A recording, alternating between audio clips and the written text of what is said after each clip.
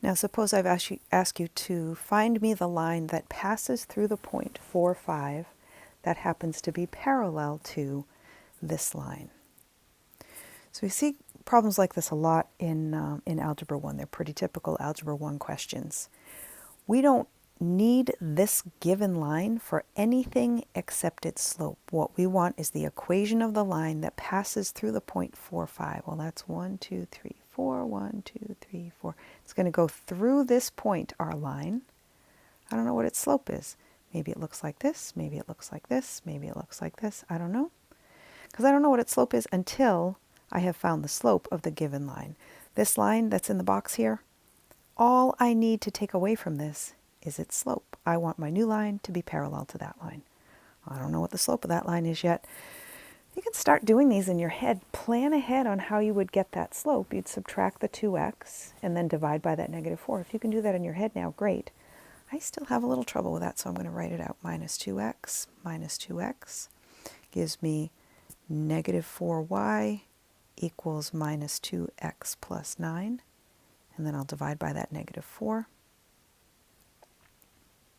And now I can see that slope, -2 over -4, which is 1/2. My original line was y equals 1/2 x plus 9/4. And that, oh, nope, sorry, minus 9/4.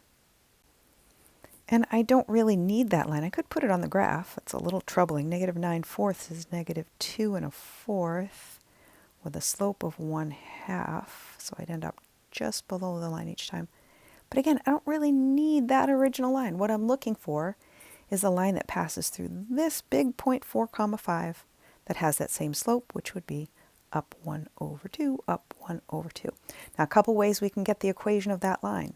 One way is to continue to count back until we end up finding out what the y-intercept is. There it is, it's 3. My equation should be y equals 1/2 x plus 3. We could also flash back to last week, the video I gave you last week, about that thing called the point slope formula. We'll talk more about that in class. Y equals m times x minus x1 plus y1. And again, with this formula, what we do is we leave y and we leave x in the equation and we fill in the other three things. So y, my variable, stays.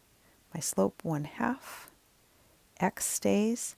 And that x1 and y1, they're the coordinates of our given point. So x minus 4 plus 5. And if I distribute, that's y equals 1/2 x. 1/2 times minus 4 is minus 2 plus 5. Also gives me y equals 1/2 x plus 3.